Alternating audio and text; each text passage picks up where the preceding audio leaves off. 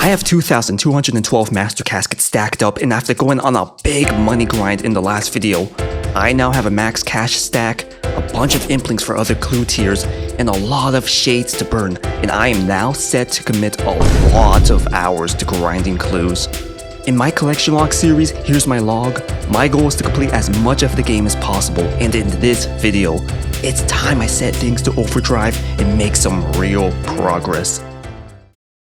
If one thing is clear about Master Clues, Elite Clues is the biggest bottleneck regardless if you're a main account or an Iron Man. I've talked about Elite Clue methods plenty of times in the past in my Elite Clue grind videos, so for the sake of not beating the dead horse, this video will be more about efficient strats that will help me progress through this Master Clue grind even faster, because every second counts if I want to finish this grind at a reasonable time. Now to start off, the fastest way to get a Master Clue is to turn in an easy, medium, hard, and elite clue to Watson, but dealing with 4 different clue tiers is where I'll start to lose out on time if I don't handle it properly. Here's how I'll lose time. In this example, I have some elite clues on the ground in the crafting guild, and by leaving any clue on the ground and not going to Watson with a full limit of 5 scroll boxes, that means I have to make multiple trips to Watson when this process should have been a one and done situation. It may not seem like much, but it does add up. Otherwise, if I can't go to Watson with 5 scroll boxes of each because I'm at work or whatever the reason is, then the next alternative is to drop these excess clues at Watson. So that way, whenever I am able to loot implinks and I got 5 scroll boxes of whatever tier I'm missing, I then teleport to Watson, open the scroll boxes, and pick up whatever clue I dropped at Watson until I have 5 master scroll boxes, and doing this saves time instead of me teleporting to the crafting guild to pick up the excess clues. So the too long didn't read is that I'll save time by reducing the amount of trips I have to make to Watson. This should be worth doing in the end. So I thought of an idea to use my AFK time as effectively as possible, and that's killing jellies in the catacombs. Jellies drop hard clues at a rate of 1 in 60, and they also drop totem pieces, which is needed for Scotizo, which is a boss I haven't greenlogged yet. Not only that, but Scotizo also drops a guaranteed hard clue and an elite clue at a rate of 1 in 5, so it's not the worst use of my time. So I've been AFKing jellies for a good 5 hours, and it's such a good thing to AFK, especially considering that I got 38 hard clues within that time, so that helps out a lot. I also got some passive totem pieces. I got 9 totem pieces in total, so not a bad 5 hours at all, and many more is to come. So I've been at a point where I really don't want to do Callisto anymore because I usually have to wake up at dumb times to do this. I've been doing this since 5 AM, and I know, oh, Mr. Tough Life over here, playing RuneScape at 5 AM, but it's just not ideal. That being said, I think it's something I should do every once in a while because not only does Callisto give more elites than Shades, but it's also profitable. I went to Doom in the month of May to make money, and while Doom is technically more profitable than Callisto, I want to avoid going back to Doom because doing Doom will slow me down with me progressing in my clue grind. So that's the benefit of me doing Callisto. But yeah, I am past the phase of doing Callisto all the time, but doing it every once in a while should be okay. So I've been thinking of more ways to approach the clue grind, and one thing that can be further optimized is when I'm at work. At work, I can't play actively, which makes grinding for elite clues almost impossible, and there's not many low intensity moneymakers that are good either.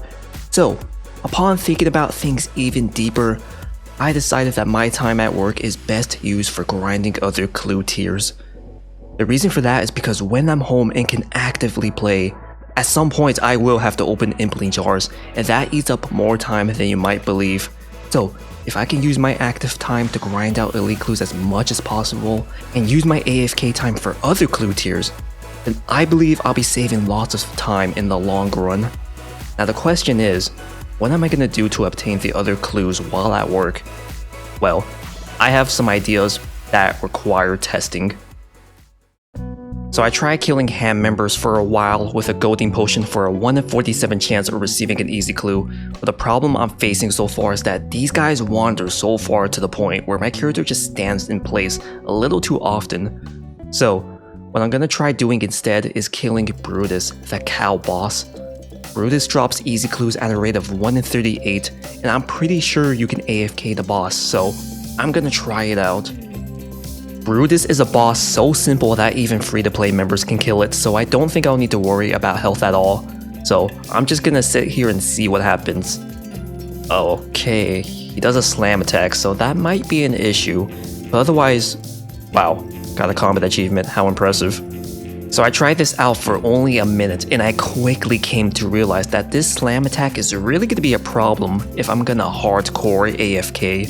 So I ended up equipping a max cape and a regen bracelet, so that way my health restores in double the speed.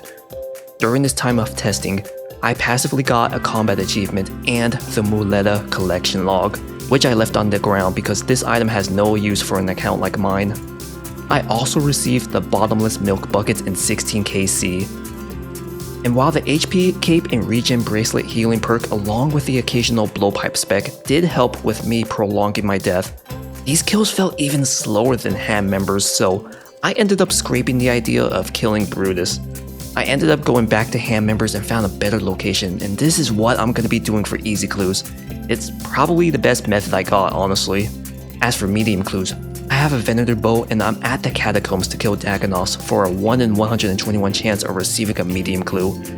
This was the best I could find for AFK medium clues, but it's pretty good AFK overall. As for hard clues, I'm gonna continue to kill jellies at the catacombs once again for a 1 in 60 chance for a hard clue. So I tried this at work for only 2 days, and the rate I was receiving easy and medium clues was a little too slow, so I decided to stick with grinding jellies for hard clues because when I thought about it more, the average rate to get an easy and medium clues from gourmet and eclectic implings is about 197k, whereas a hard clue from a magpie impling costs about 1.1 mil, which is a big price difference. So grinding hard clues at work will actually save me money in the long run, which is important because if I run low on money, then I'll have to go back to Doom for money. And doing that means I won't be grinding out master clues actively, which is not ideal. So I think this approach I'm doing is for the best. Today is June 14th, and I have reached a milestone with the Master Caskets, which is 2,500 Master Caskets. The halfway mark is 2,777, so I am almost halfway done with the grind. I've been going hard, but I still have a lot of work ahead of me, so let's continue. Since I've been in the catacombs for a good while now, I've managed to collect 5 totems so far that I can use up, so I'm gonna see what I can get from Skotizo. The Jar of Darkness drops at a rate of 1 in 200, and getting the totem pieces needed to fight Skotizo can take a long time, which makes getting this jar really tough. As for the boss, since I have best in slot gear, all I need to do is attack Skotizo and not die, which means I can practically skip the only mechanic this boss has, and in the end, I just gotta hope I get lucky with this jar. Ah yes, the elite clue, now that is what I love to see. Oh my god. Oh fuck! Right, no jar from this for this trip, but hey, 4 out of 5 totems giving me an elite clue is something I'll take. But either ways, the hunt for the jar still continues. I barely do frost dragons anymore now that the money here isn't that great, but I have reached a milestone of 30,000 kills here. Here's the loot tracker. A total of 514 mil has been tracked, and I definitely have made less than that because I don't really collect the bones. But I think I'm probably gonna stop killing frost dragons soon. It doesn't seem worth the time anymore, but at least frost dragons has made me decent money in the end. Alright, we got some alt-scape going on in here. I have 2 of my alt accounts at Callisto, and doing this is giving me more money per hour, which is very ideal. Not only that, but it's nice to take a break from Shades, so this is a win-win overall. And this is probably something I'm gonna try doing if the money is good enough. I gotta say, I kinda miss doing Callisto, so with 3 accounts in total, I currently have 6.4 mil in the looting bag, which is a great sight to see. Let's see how much I can make in the end. Well, that was unlucky of a session. We did get hit by a team, but I managed to run away with 7 mil and 4 elite clues. And I got all of that within 30 minutes, so it's a 30 minutes definitely well spent. I have 7 dark totems that I've collected within 1 to 2 weeks. I don't really remember at this point, but we're gonna see if we could get lucky today. Hey, just got another pet. That is the 4th Scotizo pet on the account, and I don't really care. Alright, that is the last totem. No luck, but I got 3 elite clues, which is good enough for me.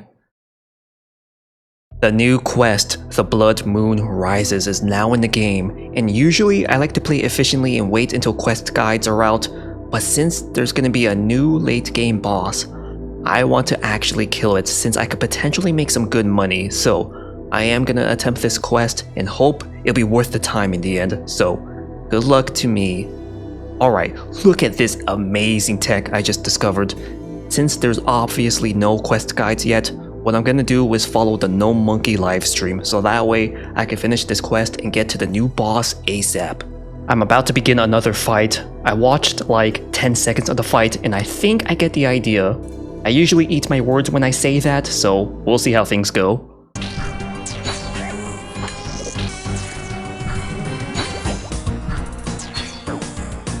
Dude, I've been at this boss for about 20 minutes and I literally have no idea what I'm doing. And this guy is not getting damaged.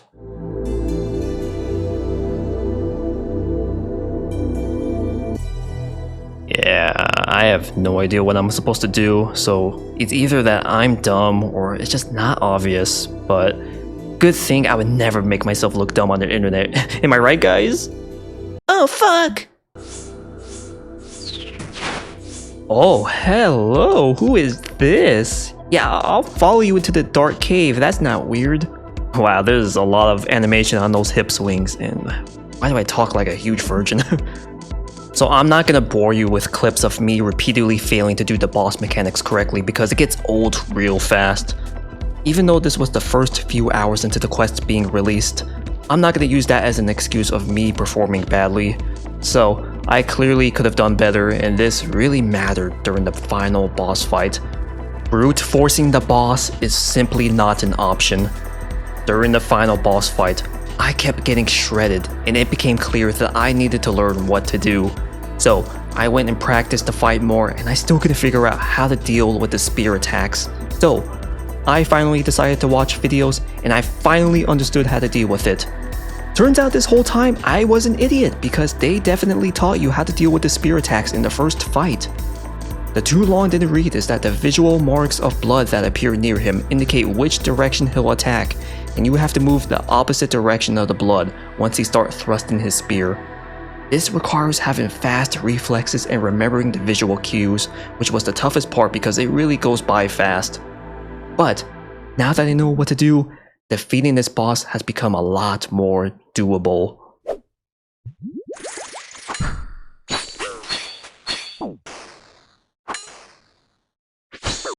Damn. Alright, new PB, 17%, 511 health. I at least can do the mechanics properly enough, so I'm glad that's the case. It is a tough boss, but not tough to the point where it will take me a billion tries, so let's continue this boss and finish this quest once and for all.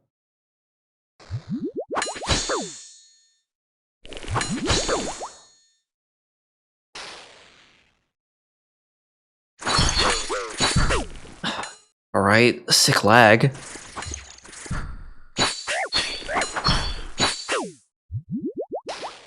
Dude.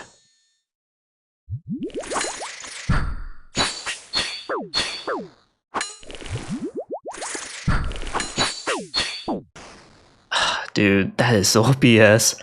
If I didn't lag, I totally would have killed him. That's so lame. But we got this. We know what to do, and as long as I don't lag again, I will finally complete this quest.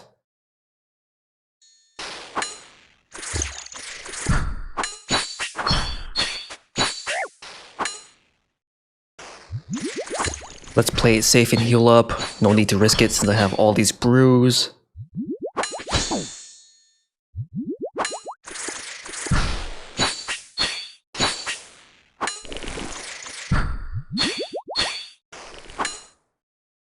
Yes, we did it! We finally did it, guys! Oh, what a super long quest.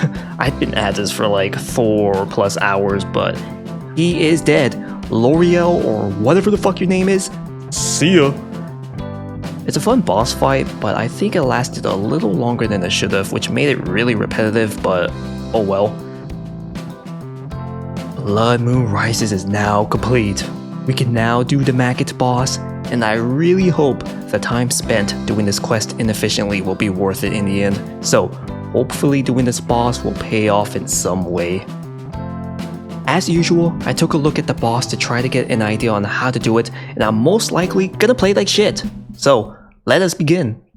Oh, this is where the last music track is. So that means I can use my music cape again, and that is a very important item to use for master clues. So when I do go back to it, I can do master clues efficiently once again.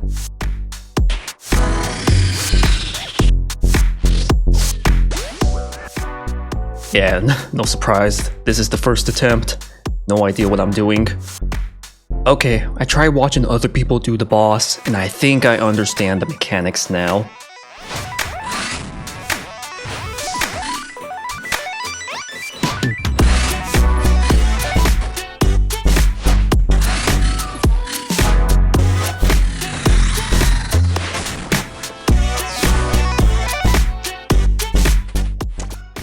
Ooh, new collection log, Venator Tooth.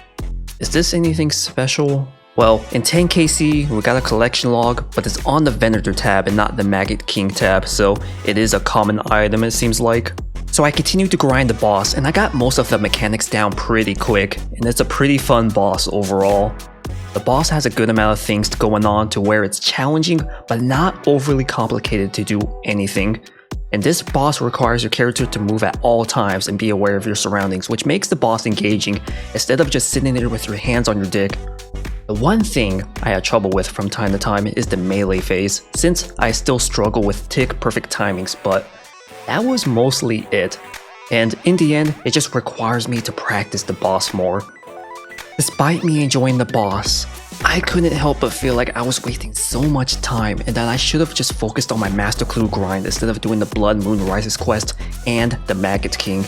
I kept thinking about that throughout the whole day because I really want to do master clues, so I ended up doing Callisto later in the night.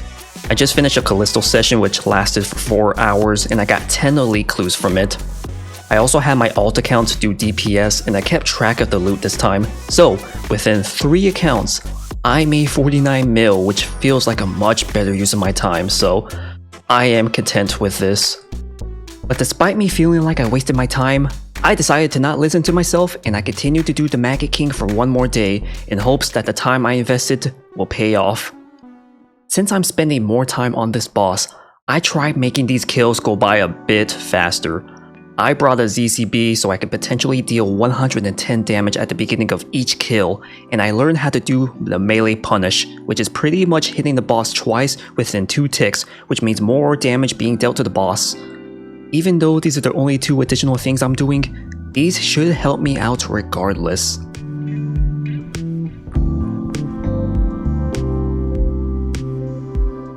Ooh, a new PB, 1 minute and 49 seconds. These kills are definitely getting faster. I'm starting to get 2-minute kills and below now that I got the mechanics down, which is satisfying to see. So let's keep this up. Oh yes, oh my god. Yes, Eldritch Venator Fang. Oh, let's pick that up. Oh sweet, let's get out of here. At 98 KC, we got our first unique from the boss, which is the Fang, and I think it's used for the Necklace of Anguish, I believe, but I'm probably gonna sell it honestly. I need to see if it's worth keeping. So I'm on the DPS calculator and I'm curious to see how good the new necklace is, and it's barely even better. Even with the new arrows in the game, the Doom of Mokhaiotl is the only range-focused boss I'll be doing in the near future, and it gives no max hits, and it's only a few seconds faster to kill with the upgrades, so because it's practically useless, I'm just gonna sell the Venator Fang I just got.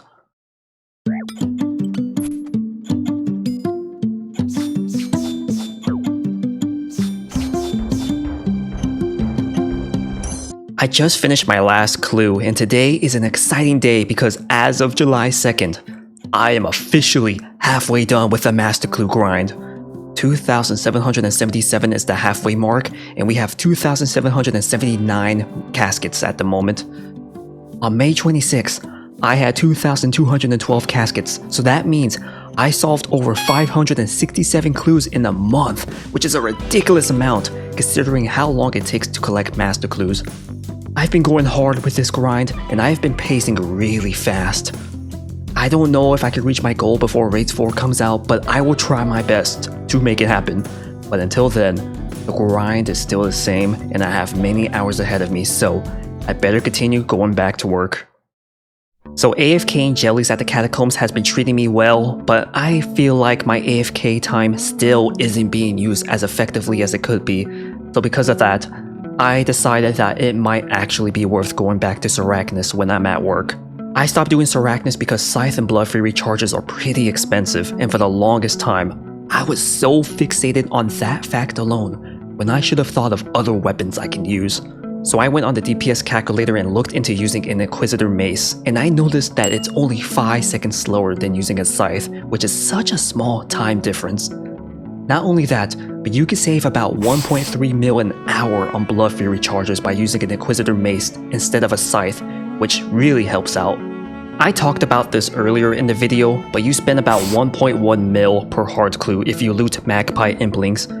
But since Sarachnis drops hard clues at a rate of 1 in 38, the amount of money spent on Magpie Implings will drastically reduce, which saves me lots of money since you do acquire a lot of hard clues from Sarachnis.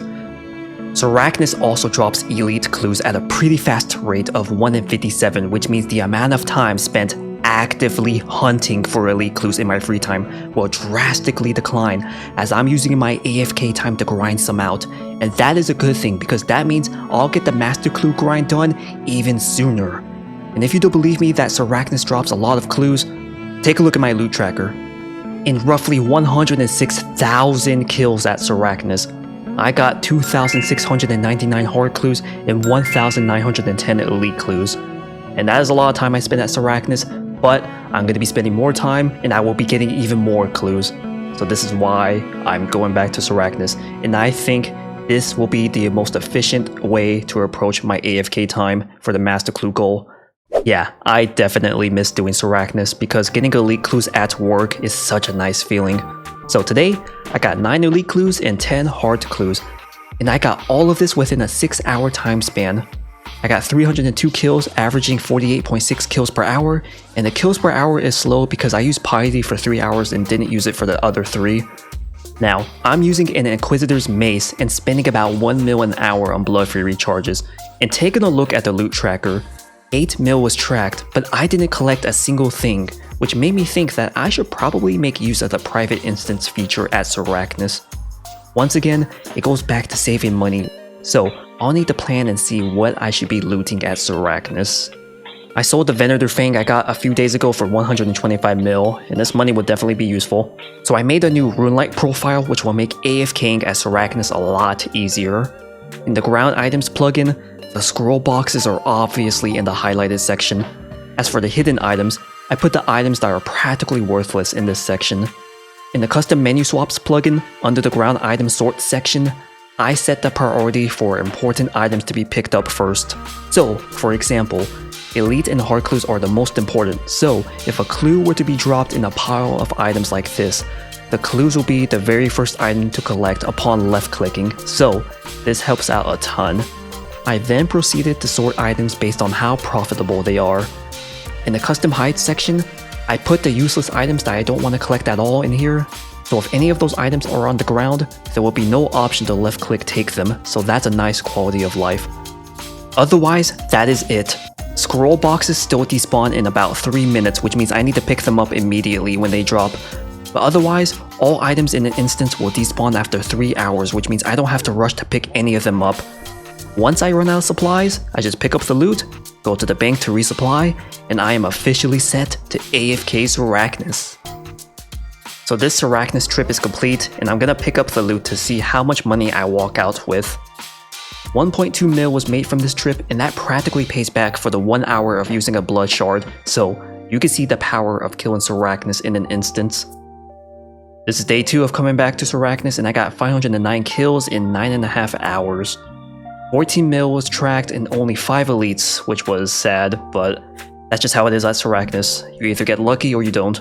But you get the idea on what I'll be doing, so I won't be talking about Arachnis anymore unless there's something important to show or talk about.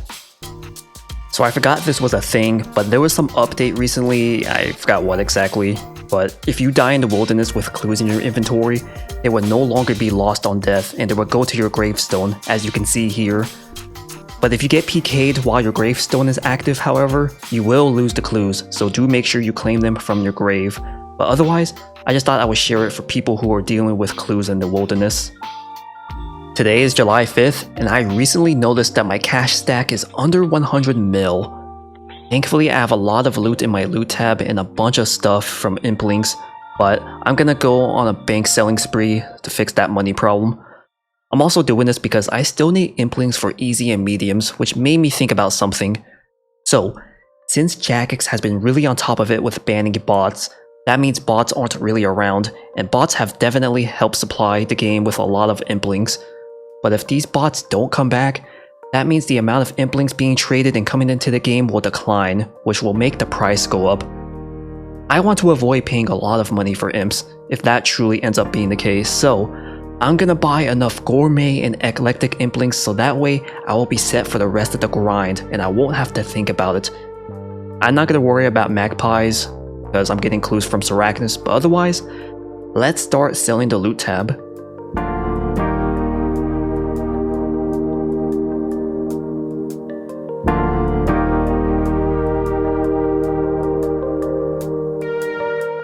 I sold off most of the items in my loot tab, but I'm letting the more profitable things sell slowly so I can get more money in return.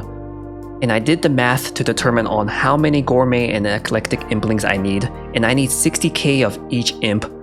I already have 20k of each, so I'm gonna put in buy offers for 40k, and from this point on, I will be doing a lot of repetitive grinding.